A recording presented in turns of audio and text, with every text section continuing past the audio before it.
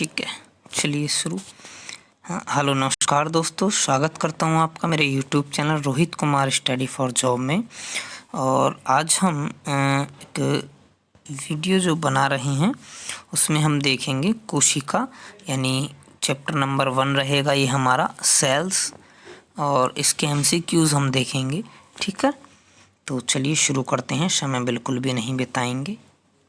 देखिए, बहुत अच्छे अच्छे सारे क्वेश्चंस होंगे और MCQs होंगे। ठीक है, चलिए शुरू करेंगे। देखिए,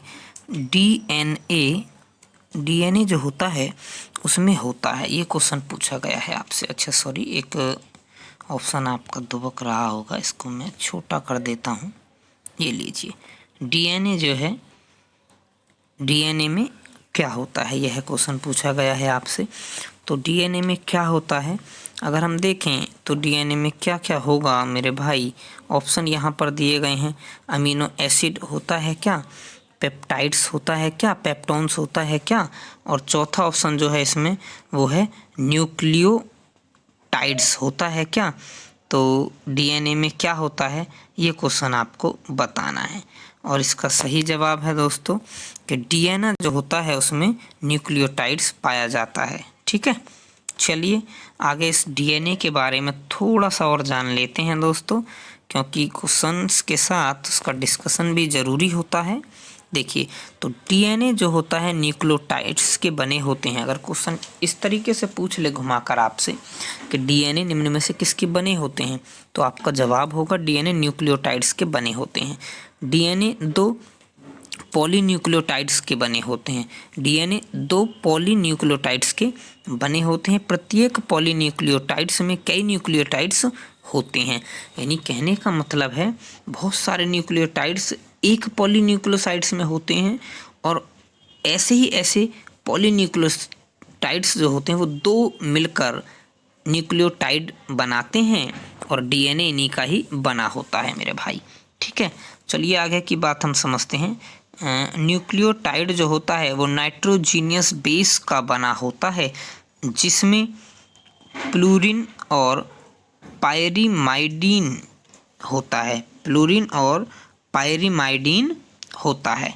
ठीक है, तो इसको भी हमें समझना है कि जो न्यूक्लियोटाइड है वो नाइट्रोजीनियस बेस से बना होता है। नाइट्रोजीनियस बेस का क्या मतलब है, आप समझ रहे होंगे। बेस का मतलब होता है क्षार, और नाइट्रोजीनियस का मतलब नाइट्रोजन युक्त। नाइट्रोजन युक्त क्षार के बने होते हैं ये, ऐसा हम कह सकते हैं, जिसमें प्यूरिन और पायरीमाइडीन होता है। ठीक है, चलिए अब देखिए, प्यूरिन में क्या होता है, एडिनिन होता है प्यूरिनिन में, और गुइनिन होता है। एडिनिन और गुआनिन होता है। और पायरीमाइडीन में क्या होता है, पायरीमाइडीन में साइटोसिन और थाइमिन होता है। साइटोसिन और थाइमिन होता है। ये दोस्तों उन बंधों की बात की जा रही है जो डीएनए की स्ट्रक्चर में आपको दिखाई देते होंगे। इस तरीके की स्ट्रक्चर आपने देखी होगी, तो उनमें कुछ ऐसा लिखा हुआ देखा होगा, A डबल बॉन्ड C ऐसा करके, नहीं G double bond triple bond ऐसा करके बने होते हैं। ठीक है, तो ये उन्हीं की बात की जा रही है। अच्छा चलो और इसके बारे में जान लेते हैं हम। और है इसमें कि एमिनो एसिड जो होते हैं 20 प्रकार के एमिनो एसिड मिलकर एक प्रोटीन का निर्माण करते हैं, और अधिकतर 300 या उससे ज़्यादा अमीनो एसिड प्रोटीन के बने होते हैं। ठीक है, तो 300 या उससे भी अधिक जो है अमीनो एसिड जो है वो प्रोटीन के बने होते हैं।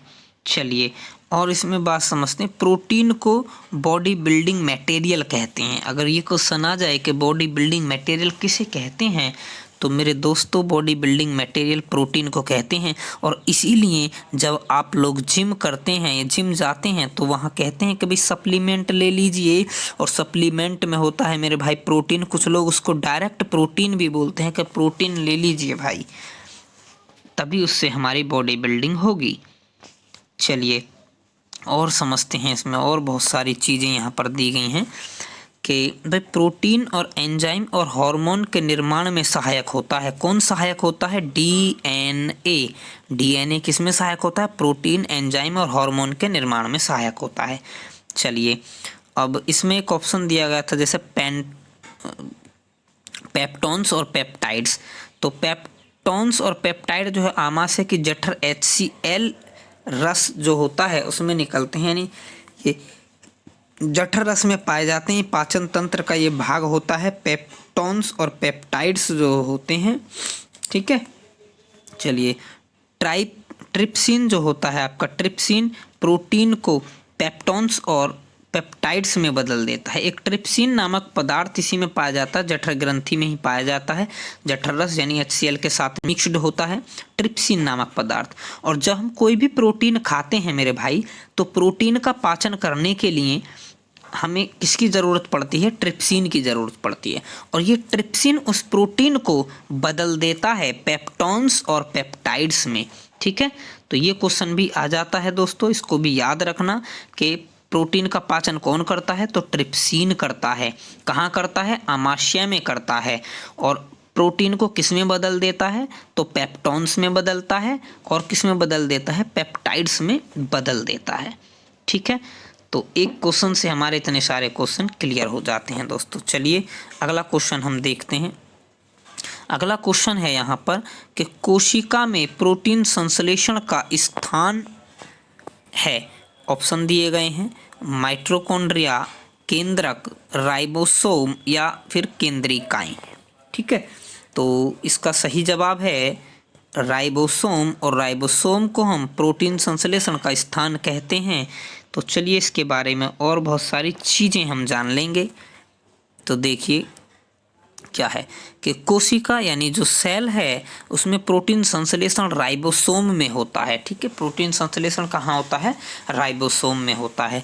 अच्छा, रॉबर्ट हुक ने 1665 में इसके अवलोकित कर कोशिका नाम दिया था। इसे अवलोकित कर कोशिका नाम दिया था मेरे भाई। रॉबर्ट हुक ने 1665 में कोशिका की खोज की थी, ठीक है। इस बात को भी आप ध्यान रखना। माइटोकॉन्ड्रिया जो होते हैं, माइटोकॉन्ड्रिया को कोशिका का ऊर्जा ग्रह कहते हैं। अगर पूछ ले आपसे पावर हाउस ऑफ सेल किसे कहा जाता है, कोशिका का बिजली घर किसे कहा जाता है, तो आपका जवाब होगा माइटोकॉन्ड्रिया को कोशिका का बिजली घर या ऊर्जा ग्रह कहते हैं, ठीक है। चलिए और आगे देखिए इसमें क्या है कि इसमें कोशिकीय श्वसन की प्रक्रिया ATP ADP में तथा ADP ATP में परिवर्तित होती है। यानी माइटोकॉन्ड्रिया के अंदर ही क्या होता है? कोशिकीय श्वसन होता है। और ATP तो बदल जाता है ADP में और ADP बदल जाता है ATP में, ठीक है। और ये ATP जो है ये हमारी ऊर्जा की फॉर्म होती है। भोजन जब पचता है और इसे भोजन पचने के बाद और जब हम सांस लेते हैं, सांसों के थ्रू जो हम एनर्जी प्रोड्यूस करते हैं, एनर्जी जो बनाते हैं कोशिकीय श्वसन में, वो ATP की फॉर्म में बनाते हैं। और इसकी फुल फॉर्म कई बार पूछी जाती है ATP की फुल फॉर्म। तो ATP की फुल फॉर्म होती है एडिनोसिन ट्राइफॉस्फेट, ठीक है। तो चलिए इस बात को भी आप याद रखिएगा दोस्तों। इसके बाद एक और चीज़ इसके बारे में जानते हैं कि केंद्रक की जो खोज है वो रॉबर्ट ब्राउन ने की थी। और केंद्रक मेरे भाई कोशिका के बीच में बना होता है। केंद्रक की खोज करी थी रॉबर्ट ब्राउन ने और 1831 में करी थी। देखिए सन इतनी इम्पोर्टेंट होती नहीं है बायोलॉजी में, ठीक है, फिर भी कुछ सन को आप याद रखना, ठीक है। और इसे ब्रेन ऑफ सेल कहा जाता है, यानी कोशिका का मस्तिष्क किसको कहा जाता है? तो किसको कहा जाता है? कहा जाता है केंद्रक को। केंद्रक को कोशिका का मस्तिष्क कहा जाता है, जिसकी खोज रॉबर्ट ब्राउन ने 1831 में की थी, ठीक है। और यह कोशिकाओं में होने वाली क्रियाओं पर नियंत्रण करता है। ये जो केंद्रक होता है ना, ये कोशिका के अंदर जितनी भी होने वाली क्रियाएं होती हैं उन सभी का नियंत्रण करता है, ठीक है। तो चलिए और हम आगे जान लेते हैं। अगला क्वेश्चन है इसमें देखिए, निम्नलिखित में से किसमें वास्तविक केंद्रक नहीं पाया जाता? अच्छा, वास्तविक केंद्रक किसमें नहीं पाया जाता, ये आपसे क्वेश्चन पूछा है। तो जिसका सही आंसर हो जाएगा जीवाणु। इसमें वास्तविक केंद्रक नहीं पाया जाता। हरा शैवाल, कवक और लाइकेन, इन सभी में वास्तविक केंद्रक पाया जाता है, लेकिन इसमें केंद्रक नहीं पाया जाता जीवाणु में। अब उसको जान लेते हैं उसके बारे में। तो चलिए, जीवाणु यानी जिसको बैक्टीरिया भी हम कह देते हैं में वास्तविक केंद्रक नहीं पाया जाता, क्योंकि ये कोशिकीय होते हैं, क्योंकि ये एक कोशिकीय होते हैं, और जो भी एक कोशिकीय जीव होते हैं मेरे भाई, उनमें केंद्रक अनुपस्थित होता है या अपूर्ण होता है। अपूर्ण का मतलब आप समझ सकते हैं कि केंद्रक के ऊपर झिल्ली नहीं पाई जाती। मेरी बात समझ पा रहे होंगे, केंद्रक झिल्ली जो होती है वो नहीं पाई जाती है उस पर, ठीक है। चलिए, बैक्टीरिया एक प्रोकैरियोटिक जीव है, ये एक प्रोकैरियोटिक जीव है। प्रोकैरियोटिक मतलब क्या होता है? प्रोकैरियोटिक का मतलब आप समझिए अर्धविकसित। प्रोकैरियोटिक का मतलब होता है अर्धविकसित या अपूर्ण, हम उसको कह सकते हैं। चलिए, अच्छा, तथा इनमें क्या है, डीएनए कोशिकाओं के केंद्रकीय भाग में होते हैं। डीएनए कोशिका जो होती हैं, डीएनए जो होता है वो कोशिका के केंद्रीय भाग में होते हैं, ठीक है। केंद्रीय भाग मीन्स बीच में ऐसे ही उपस्थित होते हैं। चलिए, जिसे न्यूक्लियोइड बोलते हैं, जिसे क्या बोलते हैं? न्यूक्लियोइड बोलते हैं, ठीक है। चलिए आगे समझते हैं इसके बारे में। देखिए, दो जीवों के बीच ऐसा संबंध जिसमें दोनों जीव को लाभ होता हो, ऐसा संबंध जिसमें दोनों जीवों को लाभ होता हो, सहोपकारिता कहते हैं इसको मेरे दोस्त। क्या बोलते हैं? सहोपकारिता। और ये सहोपकारिता करता कौन है? तो ये लाइकेन करता है मेरे भाई, लाइकेन। और लाइकेन बना होता है कवक और शैवाल से मिलकर, और कवक को भोजन देता है शैवाल, और शैवाल को भोजन देता है कवक। यानी ये दोनों मिलकर एक साथ रहते हैं, और ये दोनों आपस में एक दूसरे को फायदा पहुंचाते हैं, मदद करते हैं। और जो ऐसे जीव होंगे जो एक दूसरे को मिलकर एक साथ रहें एक दूसरे के साथ, और दोनों एक दूसरे की मदद करें, तो उस जीवन को हम नाम देते हैं सहोपकारिता, या सह संबंध भी इसको कहते हैं मेरे दोस्त। इसको सह संबंध भी कहते हैं, सहजीवन भी हम इसको कहते हैं, ठीक है।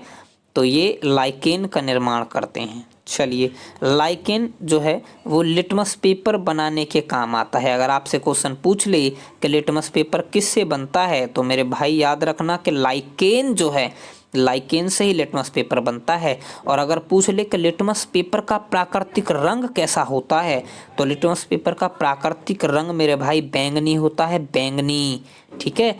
और ये पिछली साल यानी 2018 में ग्रुप डी में पूछा भी गया था क्वेश्चन कि लिटमस पेपर का प्राकृतिक रंग कैसा होता है, तो वो बैंगनी होता है। और चलिए, यहीं से मैं आपको दो क्वेश्चन और बता देता हूं दोस्तों, कि जो क्या ना अम्ल होंगे वो नीले लिटमस पेपर को लाल कर देते हैं, और क्षार जो होते हैं वो लाल लिटमस पेपर को नीला कर देते हैं। ये बात भी आप याद रखना। चलिए आगे समझते हैं, ठीक है। आगे समझते हैं हम, ये लीजिए, सबसे लंबी जो कोशा है मेरे भाई, यानी कोशा का मतलब आप समझिए पहले तो, ये जो कोशा है इसका मतलब कोशिका ही होता है। कोशा का मतलब कोशिका ही होता है मेरे भाई। और सबसे लंबी कोशा की अगर हम बात करें तो तंत्रिका तंत्र होता है, तंत्रिका कोशिका होती है मेरे भाई, ठीक है। तो चलिए इसके बारे में और जान लेते हैं कि सबसे लंबी कोशिका तंत्रिका तंत्र, और ये सबसे बड़ी कोशिका अगर हमसे बात करता सबसे बड़ी, तो हम बताते शुतुरमुर्ग का अंडा, ऑस्ट्रिच एग, ठीक है। शुतुरमुर्ग का अंडा हम उसको बताते मेरे भाई, ठीक है। चलिए आगे समझते हैं इसके बारे में। चलिए, यहाँ पर अंडे की बात आई है तो एक क्वेश्चन और हम पढ़ लें, ठीक है, पढ़ लेते हैं कि अंडा जो होता है, अंडे का ये जो बाहरी आवरण होता है ना, सफ़ेद सफ़ेद सा जो होता है, वो कठोर सा थोड़ा, वो किसका बना होता है? ये क्वेश्चन पूछा जाता है दोस्तों। तो इसको भी ध्यान रखना कि अंडे का ये जो बाहरी आवरण है ये कैल्शियम कार्बोनेट का बना होता है। किसका बना होता है? कैल्शियम कार्बोनेट का बना होता है मेरे भाई। चलिए अगला क्वेश्चन हम समझते हैं, राइबोसोम्स किसके बने होते हैं? राइबोसोम्स जो हैं वो किसके बने होते हैं? तो राइबोसोम्स बने होते हैं मेरे दोस्त आरएनए प्लस प्रोटीन से। आरएनए प्लस प्रोटीन से राइबोसोम्स बने होते हैं। इसके बारे में थोड़ा सा और जान लेते हैं मेरे भाई कि राइबोसोम्स आरएनए प्लस प्रोटीन दोनों से बने होते हैं, और राइबोसोम्स जो हैं कोशिकाओं में प्रोटीन के संश्लेषण में सहायक होते हैं। राइबोसोम क्या करते हैं? कोशिका में प्रोटीन संश्लेषण करते हैं मेरे भाई, ठीक है। इसको पहले भी आया था ये क्वेश्चन, अभी हमने पढ़ा था, फिर समझते हैं राइबोसोम सबसे छोटा कोशिकांग है। राइबोसोम्स जो है कोशिका का सबसे छोटा कोशिकांग है मेरे भाई। चलिए आगे समझते हैं। आगे एक क्वेश्चन है कि कोशिका शब्द किसने दिया। तो कोशिका मैंने भी थोड़ी देर पहले बताया था 1665 में कोशिका की खोज की किसने, मेरे भाई रॉबर्ट हुक ने की थी। ठीक है, चलिए इसके बारे में एक दो बातें और जान लेते हैं हम। तो इसके बारे में ये सारी बातें हम जानेंगे कि रॉबर्ट हुक ने कोशिका शब्द दिया मेरे भाई। और 1676 में हुआ क्या कि एवी ल्यूवेनहॉक आए और इन्होंने ल्यूवेनहॉक ने क्या करा कि जीवाणु की खोज कर दी। किसकी खोज कर दी? जीवाणु की खोज कर दी ल्यूवेनहॉक ने।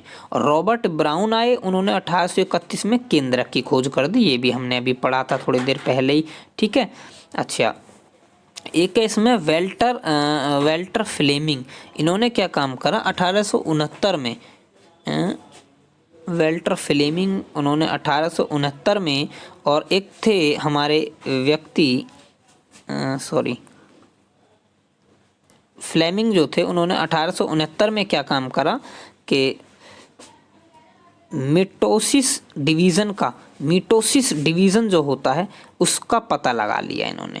और अलेक्जेंडर फ्लेमिंग जो है उन्होंने पेनिसिलिन की खोज कर दी। ये क्वेश्चन दोस्तों मोस्ट इम्पॉर्टेंट है, इसको आप स्टार बनाकर लिख लेना कॉपी में कि पेनिसिलिन की जो खोज की थी वो किसने की थी। तो आप याद रखना अलेक्जेंडर फ्लेमिंग ने पेनिसिलिन की खोज की थी। कब की थी? 1928 में। सन ज़्यादा इम्पॉर्टेंट नहीं है, बस ये बात आप ध्यान रखना कि पेनिसिलिन की खोज किसने की थी। तो पेनिसिलिन की खोज की थी अलेक्जेंडर फ्लेमिंग ने मेरे दोस्त। चलिए अगला क्वेश्चन समझते हैं हम। और अगला क्वेश्चन इसमें दिया गया है कि लाइसोसोम, यानी लाइसोसोम को हम आत्महत्या की थैली कहते हैं। तो पूछा गया है इसको क्यों बोलते हैं भैया आत्महत्या की थैली, क्यों? तो इसको आंसर इसका ए हो जाएगा, जल अपघटक एंजाइम। इसमें क्या है, कुछ एंजाइम पाए जाते हैं। इसमें क्या है, कुछ एंजाइम पाए जाते हैं मेरे भाई, जो जल घटक एंजाइम होते हैं। ठीक है, अच्छा उसका मतलब क्या है अभी हम आपको समझाते हैं। चलिए इसको समझ लेते हैं पहले। लाइसोसोम को आत्महत्या की थैली कहा जाता है क्योंकि उसमें जल अपघटीय एंजाइम होते हैं। लाइसोसोम सिर्फ जंतु कोशिका में पाया जाता है। अच्छा ये जल अपघट्य एंजाइम क्या होते हैं मैं बता दूं आपको। ये ऐसे एंजाइम होते हैं जो कोशिका के अंदर हानिकारक जो पदार्थ होते हैं ना, हानिकारक पदार्थ, उनका नाश करने के लिए होते हैं। ठीक है, उनका नाश करने के लिए होते हैं। लेकिन कभी कभी होता क्या है कि कभी कभी ये खुद लाइसोसोम जो है लाइसोसोम का ही नाश कर देते हैं कभी कभी। यानी आप समझिए कई बार होता है ना, अपने हथियार से अपनी जान चली गई, तो ये लाइसोसोम के पास होता है ये चीज़ वैसे तो, यानी लेकिन कभी कभी क्या कर देता है ये कि लाइसोसोम को ही मार देता है ये, और इसीलिए इसको कहा जाता है आत्महत्या की थैली। मेरी बात आप समझ पाए होंगे। तो चलिए अगला क्वेश्चन समझते हैं कि भाई कोशिका का पावर हाउस कौन है। अभी थोड़ी देर पहले ये क्वेश्चन आया था और मैंने बताया था आपको, इस बात को ध्यान रखना कि माइटोकॉन्ड्रिया को पावर हाउस ऑफ सेल कहा जाता है, कोशिका का बिजली घर कहते हैं, कोशिका का ऊर्जा घर कहते हैं। इस बात को आप ध्यान रखना मेरे दोस्तों। ठीक है, चलिए इसके बारे में थोड़ी सी बातें जान लेते हैं। ये रही सारी बातें इसकी कि कोशिका का पावर हाउस माइटोकॉन्ड्रिया कहलाता है दोस्तों। ठीक है, माइटोकॉन्ड्रिया की खोज किसने की थी? तो रिचर्ड ऑल्टमैन एक व्यक्ति हैं जिन्होंने माइटोकॉन्ड्रिया की खोज की थी मेरे भाई। लेकिन माइटोकॉन्ड्रिया नाम किसने दिया? तो बेंडा ने इनका नाम धरा था माइटोकॉन्ड्रिया। और माइटोकॉन्ड्रिया करता क्या है, एडीपी को एटीपी में परिवर्तित करता। एटीपी की फुल फॉर्म मैंने आपको बताया, उसको याद रखना, एडिनोसिन ट्राइफॉस्फेट होती है मेरे दोस्त। ठीक है, अच्छा गोल्जी बॉडी प्लांट जो होता है वो एनिमल सेल दोनों में पाया जाता है। ठीक है, गोल्जी बॉडी जो है वो प्लांट और एनिमल दोनों में पाया जाता है। यानी प्लांट सेल अलग होती है, एनिमल सेल अलग होती है, तो लेकिन ये गोल्जी बॉडी एक ऐसा चीज़ है जो दोनों में पाया जाता है। अच्छा इसकी खोज किसने की थी? इसकी खोज की थी मेरे दोस्त कैमिलो गोल्जी ने की थी। कैमिलो गोल्जी कब की थी? 1898 में की थी। इन्हीं के नाम पर इसका नाम रख दिया गोल्जी बॉडी। ठीक है, इसको हिंदी में हम गोल्जी काय भी बोलते हैं, गोल्जी काय। ठीक है, और इसके द्वारा सेल में पदार्थ उसका परिवहन होता है। जो कोशिका के अंदर जो चीज़ें होती हैं ना, जो चीज़ें पड़ी होती हैं कोशिका के अंदर, उसको एक स्थान से दूसरे स्थान तक पहुंचाने का काम करता है, उसका परिवहन यही करता है। ठीक है। अच्छा, इसके बारे में जानें थोड़ा सा कि भाई ये जो न्यूक्लियस है, यानी न्यूक्लियोलस जो होता है मेरे भाई, वो न्यूक्लियस के अंदर एक गोल आकृति होती है और जिसे न्यूक्लियोलस बोलते हैं मेरे भाई। और यह आरएनए तथा प्रोटीन संश्लेषण में सहायक होता है। ये क्या काम करता है? आरएनए और प्रोटीन संश्लेषण में सहायक होता है। ठीक है। तो चलिए दोस्तों, ये बात मेरी आपको इतनी समझ आई होगी।